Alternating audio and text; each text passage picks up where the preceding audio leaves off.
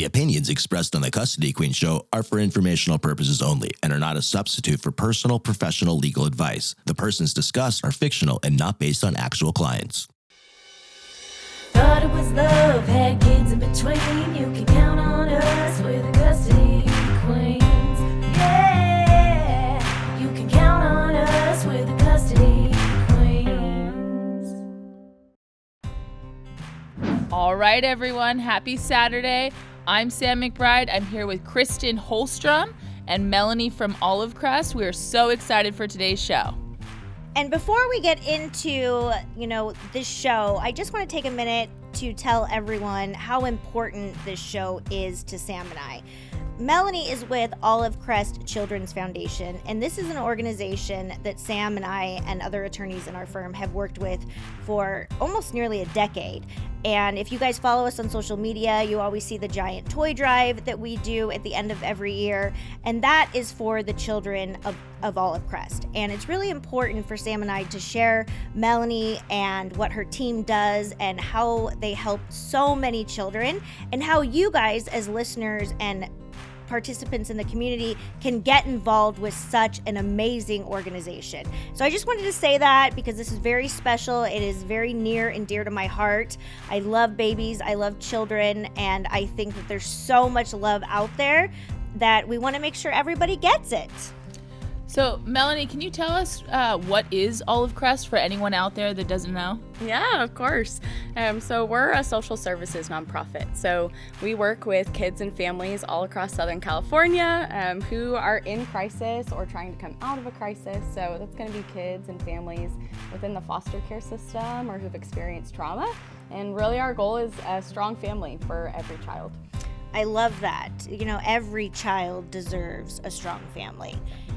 Oh, that makes it really just, it tingles my heart when we talk about this because there's so many families that need help. And, one of the things that Sam and I do in being in family law is that we often are dealing with clients and humans that are going through a traumatic experience or, that are going through a desperate experience. And we, as attorneys, try to help them. So Sam and I wanted to bring Melanie on just to tell all of you what you can do to help make a strong family. Absolutely. And it's so important that we pay attention to topics like this. We're often so busy in our day-to-day lives that we can pass over some really important issues and some really good help that everyone probably wants to provide. So it's important to take the time to really consider it.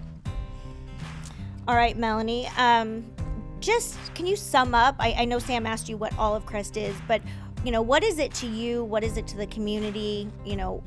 Kind of give us like your mission statement. Yeah, I think one of the things that's really most important to us is meeting families who are in need. A lot of times there's families in our community who are struggling and they don't have the support that maybe you and I have with our family or our friends. And so a lot of what we want to do is provide, restoration and healing for these families. And that looks different for a variety of families. That could be providing mental health services for a family. It could be helping with behavior intervention. It might be being a foster family to a child that maybe, has been bouncing around homes for years. And so one of the things we always say is, we can all do something to come alongside those children and families in our community. It's just figuring out exactly what your something is. And one of the things that I love about Crest is there really is a place for everyone, whether it's volunteering like, you guys do and providing those Christmas gifts for all of our children to we have staff that are working with about 4,000 kids each and every day from here up to the state of Washington. And so getting to know these families and their stories to hopefully get them to the other side of those stories is what's most important to us. Well, I love hearing the success stories, and I go to many of the events, and I'm so excited they're back in person, and we actually have an event coming up, it's called Crest Pick a Purse, and it's a really important event because it allows Crest to get some financial assistance to provide restoration for these families, and you get a purse. So, if it's something you're interested in the future, it's one of my favorite events. I love taking my daughter. She, thinks she's on a runway, and, I think she got a Tory Burch purse, and I was like, okay, Mom's gonna borrow that. But it's something very, very, very special, and I don't think anyone who helps a community member or helps heal a family ever says, wow, I really regret doing that. It's one of those things that just makes you feel like you're in a world it's bigger than you. And it just makes you feel good that you're helping someone. And Sam and I really, our whole mission statement of the Custody Queens is that we want to educate, we want to provide resources for people so they don't need to call us for the next 15 years. Even if I love my clients, I always want them to grow and heal and move on. Yeah, and that's why this show specifically and this week's show is so important to us, because we want to make sure that everyone out there really starts to get the education behind some of these issues. You know, we a lot of times hear there's charities out there, there's nonprofits out there, and that's the end of the sentence. So we really want to make sure that we bridge that gap and get that connection in, so that you out there, all you wonderful people that want to help, know how to. All right, so before we really have Melanie get into, what some of the qualifications are to be a foster parent, if you're interested in becoming, part of the organization or helping, how do you do that? We're going to get into all of that, but first, Sam, let's talk about our highs and our lows, and we'll hit up Melanie too. Oh gosh, okay. Okay, my first? Well, let's start with your high. Well, my high and my low go together for the week, and you're gonna appreciate this, Kristen. When it happened, I instantly knew I had to confess. So my high for this week is that I broke down, and Kristen already has 15 of these, but I got like one of those floor mop vacuums, the Roomba or whatever. Like I was like, I gotta do it. I don't have carpet. I have that wood floor, so I'm like trying to make sure that I'm a little more tidy. So that's my high of the week, right? So I'm like pairing this thing with my iPhone. Did you get the one that's like that mops? Yes. Did you get the Brava M6? I don't know what it's called. I will definitely get that over to you for your review. But the point is, I got one. I figured out how to plug this thing in. I figured out how to pair it to my phone, which is a miracle. If you know me, I can barely sign on to someone's Wi-Fi. But so that was my high. My low was that nobody told me that you need to supervise this thing. So where I live, I leave my front door open a lot to like catch a breeze, and my fence was also open. So I was sitting on the couch and I heard like a grumble, and I just thought, I don't know, maybe it was like a rabid dog walking by. But I turned around and I realized that my Roomba was leaving the house, and so it left actually my house out my front door and went out, literally almost hit a car. I almost lost my life because I had to go save my new treasure from, it literally got into the street, past the patio, past the fence, past the sidewalk, onto the street. I'm just envisioning like a giant tortoise, going out your door into the street. Supervision. So I brought that thing in. I was like, nobody told me I had to close the door. I thought I was smart enough to know, but yeah, so it already tried to escape. So that would be my low. Well, it's actually kind of funny you bring up the robot, because I recently had, my siblings over for, the weather's awesome. We heated the pool, and I had my siblings over for a little pool party barbecue. And my sister's husband goes, he's looking around my house, and just downstairs I have 4 robots, and then upstairs I have another 3. And so he looks at me and he goes, Kristen, do those work? And I said, oh, the Brava M6, 100%. It's life-saving. It's a mop. And then he goes, 1, 2, 3. And then my husband's, of course, like, oh, she got 5 more. But it was just so funny to him how I could have that many. But I am telling you, anything that makes my life easier, I'm all about it. Yeah. So, but yeah, that is a good one. All right, Melanie, what was your high? My high this week is I actually bought a house. Whoa, so that's a good real one. Big high. Yeah. Is it your first one? First one. That is a big super awesome. excited, super nervous, all at the same time. I might have to get some of these mops. Yeah. I don't know about 5, but maybe 1. I might stick with 1. Watch it. I'll keep a note for a housewarming. Thank you. I'd appreciate it. Well, that's very, very, very exciting. Thank Becoming you. a homeowner it's a very satisfying moment. I hope I'll get there. Right now, it's just a little stressful, but I'm super excited. Yeah, and remember, you don't have to go furnish it overnight. I made that mistake with my first one. It's I just went out and tried to buy everything just to make it look like it was lived in. And then I was like, no, let's, wait and buy things as I see them that I like. Waiting's the hardest part. I know. It's like if you order something from Amazon and it says it won't be there for like 3 days, you're like, oh, well, I'm just gonna go somewhere else now. Yeah, exactly. Remember that? We are so unreasonable. So I need to manage my own expectations.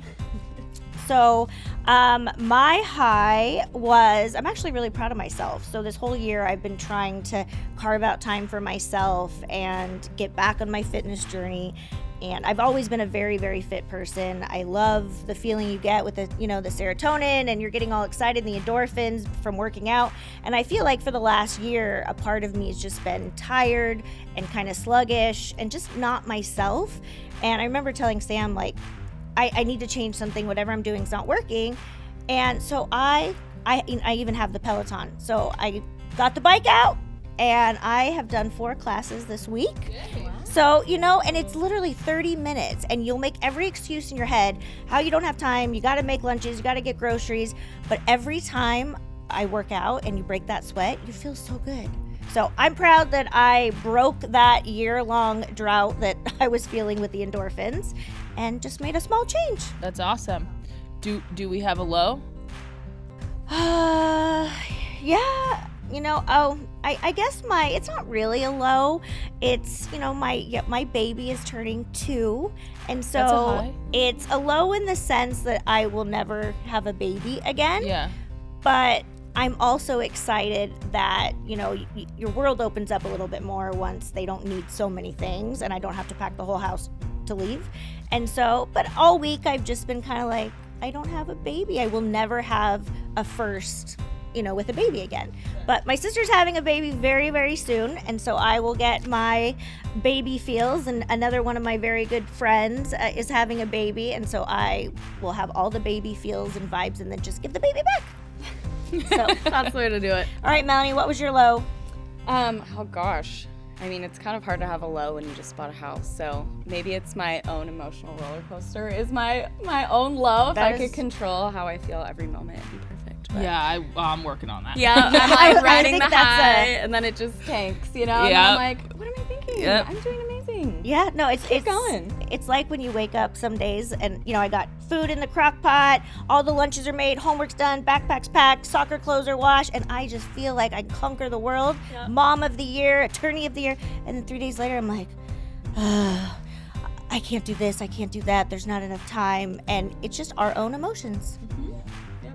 So, Sam, what was your low? I told you I had to chase Oh, my Roomba yeah. Chase the into the Roomba. street. All right. I'm the talk of the town right now. Do you guys have like a Newport Beach Facebook group, and then I'm on it if somebody it will take a exists. picture and then tag you? For sure, yeah. There's like a street group chat. Oh, yeah. Yeah. All right, so Melanie, let's get back to you, and I really want our listeners to get a feeling and really picture exactly what you guys do. So if I was interested in becoming a foster parent, where would I start? How does the process look? Yeah, I think there's actually a couple options, because I think a lot of people, when they think, oh my gosh, I should be a foster parent, that's immediately super overwhelming, right? And so I always tell them there's actually a first step beyond that. And it's one of our most valued programs. It's actually called Safe Families for Children.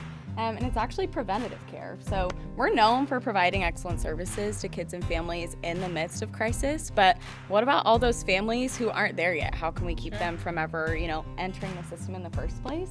And that looks like being a safe family. And so it's coming to a couple of our trainings and just hearing what that looks like. We work with a lot of single moms in the community who maybe are struggling with drug addiction or, domestic violence that they're trying to escape from. And so you can actually come alongside that mom and provide a safe space for her kids while she goes, and gets the resources and help that she needs. And it's kind of that introductory step to, hey, I not only get to take care of this child, but I get to come alongside maybe this single mom or this dad or even this couple who just needs a safe place for their kid. And so that's where I always tell people to start. And then I think oftentimes that kind of opens the door to your heart, and you're like, wait a second, I think I want to be able to do more and becoming a foster parent and really actually, taking some of those kids more long term. And I love that you say that's the first step, because just like anything, big, I get overwhelmed very easily when I start seeing all these forms I have to fill out or just what goes in. So I love that you have that first step. It sounds like it can be something as simple as your time or your ear to listen, and it can be something even, way more valuable, like taking in the kids while someone goes to rehab. So that, I love that, because I know that I have zero ability to foster with my schedule and my time, but that is something that I believe that I would really have the time for and make it a priority. Yeah, and I think that it's great that there are not necessarily different levels, but different things that you can do to really be involved. If we look at a lot of major issues, if we look at them as a whole, especially if you're not in them or around them or you don't have any experience with them, you're going to get so overwhelmed that it can be paralyzing, right? Like, I'd love to be a foster parent, but I don't know anything about it, and I, have this other obligation, so I can't. And that's what we want to express, is that's just simply not true, right? Like, take it one step at a time, and maybe you start with going on a website and then a phone call, and then, maybe you come to a meeting or an event, right? And you can kind of see what it's more about and more organically learn what's a good fit for you. Mm-hmm. And that's the way we handle our clients too. It's, a lot of firms and attorneys do things differently, but if I have this conversation with someone who's, entering a litigation or divorce process, and I literally get off the phone and send them 100 documents to fill out, they're going to check out, I'm going to lose them, they're going to get overwhelmed, and we're not setting the tone or the stage for this process in a healthy way. So I love that we can get our feet wet and then go from there. And one of the questions that even comes up through Sam and I, and that I've often wondered, is how often do the children go back with their birth parents if someone's fostering? Because I know that I've had friends who have been interested in that process, and that's their biggest concern, which I totally get. Yes, totally. Yeah, I think the biggest thing that we always try to remind all of our foster parents is reunification is the goal. Adoption is not necessarily the goal. We want to see these families thrive in the future. And so I try to remind everyone, go into it with that mindset of, I get to love on and care for this child for whatever amount of time that I have them. And then hopefully, through support and resources, that child will get to go back to a stronger family, and maybe I can still be a support for them. So it really, really varies, I think, based on case to case. But I think the biggest thing is really, where is your heart at in the process? Am I really rooting for this biological family to get back together? And how does that change the way that I approach caring for their child while I have them?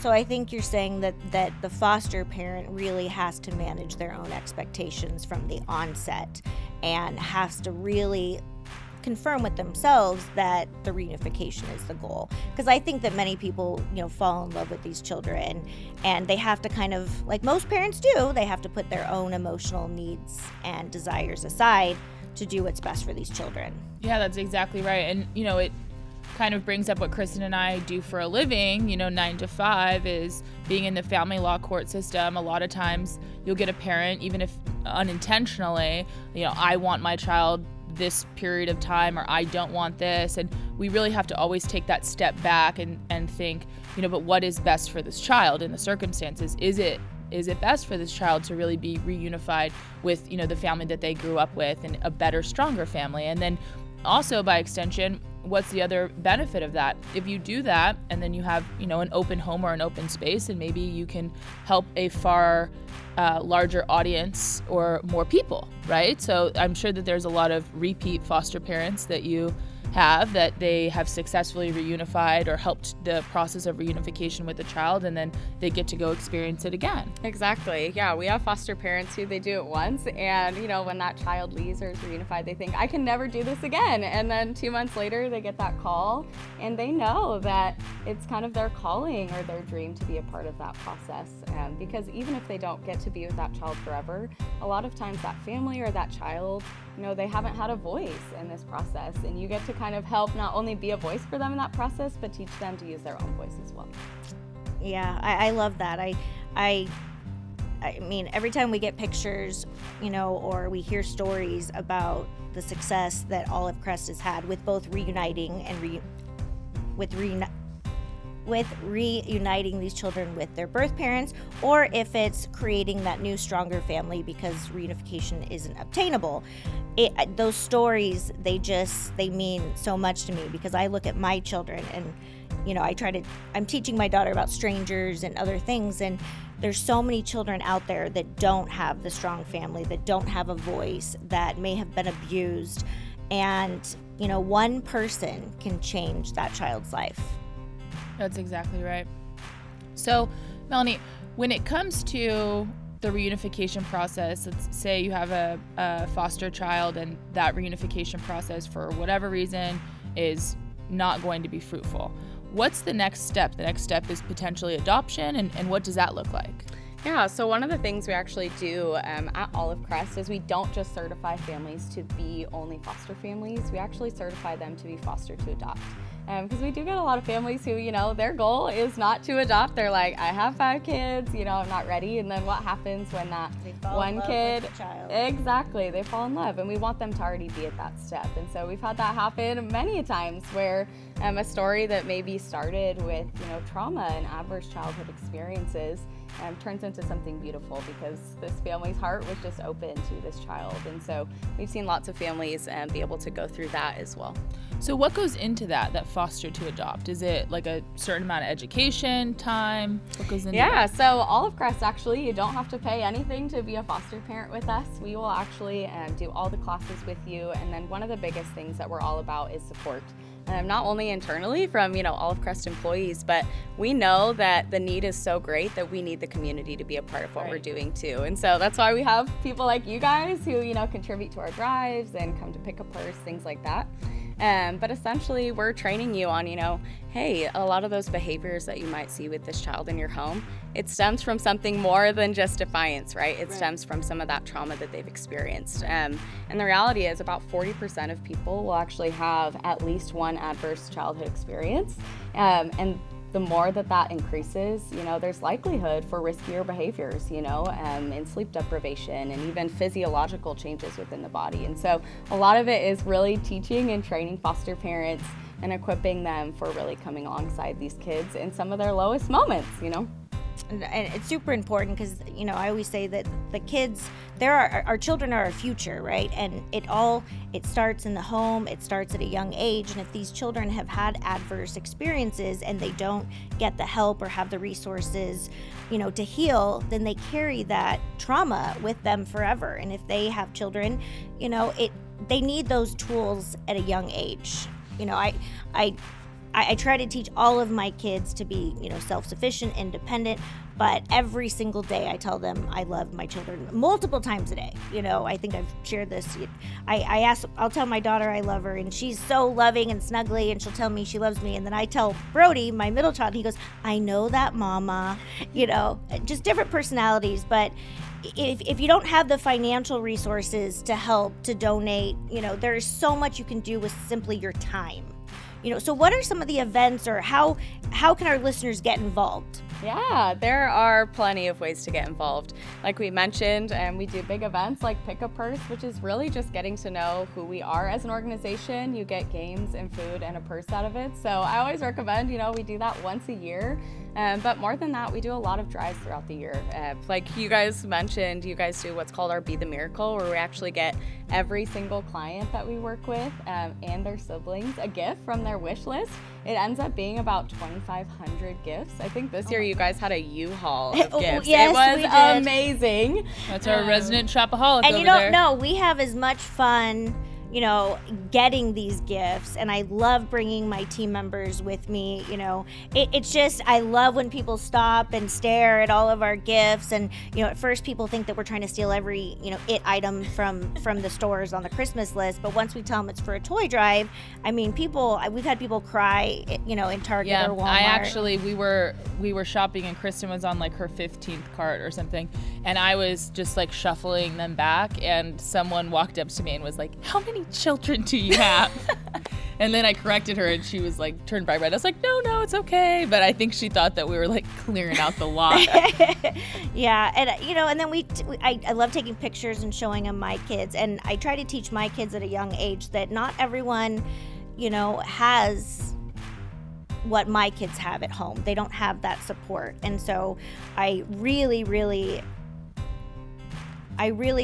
pound it into my children that to be a good human, to provide empathy to other people. And, you know, we don't know what's going on with people, but if I can teach my kids to be part of the community and to lend a hand, then I know that I'm doing something right.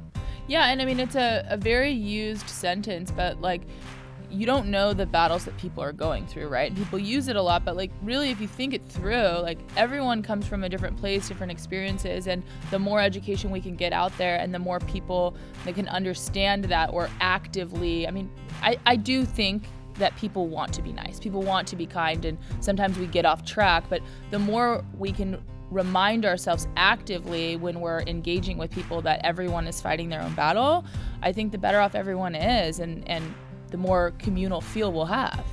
No, I agree. I think we all realize that a lot of things are bigger than us, and I want to be part of something bigger than me.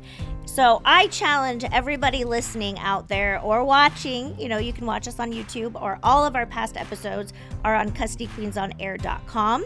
And I challenge everybody out there to pick an organization that is important to you, a nonprofit. You know, I love Olive Crest, but pick something that you are passionate about. Get your family involved, get your children involved, and make it something that you do as a family, and make your family stronger. But I really do challenge you. Don't just listen to this episode and we end in a few minutes. I want you to actually do something about it. And it can be something as simple as getting back to school supplies, you know, for the children in August. It can be obviously a financial donation, or it can be taking that first step. So if you are listening, I dare you, I challenge you to contact Melanie. She is a manager at Olive Crest Children's Foundation. There are other children's foundations as well, but I encourage you to reach out to Melanie. And Melanie, how do they get a hold of you? Yeah, so you can go straight onto our website at olivecrest.org, and there's a giant red button on there. It's the first thing that you'll see that says volunteer, and that could be for any of our events. It could be being a mentor, maybe for, you know, a foster teen mom and teaching her skills with her child. It could be being a safe family. It could be just volunteering with our kids, but that's the best way to get in contact with us. So be part of the solution. Don't let our show end without doing anything. Please, please be part of something that's bigger than all of us. And the last thing I just want to say, that one of the reasons I fell in love with Olive Crest is everybody, for the most part, loves babies, right? And, you know, they give you those googly eyes and they make funny sounds, and they're just amazing. But what Olive Crest does is they also help the teenagers that are aging out of the system, you know, in between, you know, the 19 age. And is what they do is they help provide them with housing and jobs, and you know, they teach them how to clean, cook, all of those really important life skills. And we are setting those adolescents up for success. And so many people forget about that age just because, you know, they consider you're an adult. And let's get real, who's an adult at 18? I was not. So all right, I think we are out of time. We will definitely have Melanie on again in the future. We can talk about the Pick a Purse and how it went. It's one of my favorite events. Go to their website, www.olivecrest.org, and you can get more information there. Make sure you guys follow Sam and I on social media. And I do want to hear what all of you are doing to help out a community member. So thank you again, Melanie, for joining us. Thank you for having me. And remember, let love rule.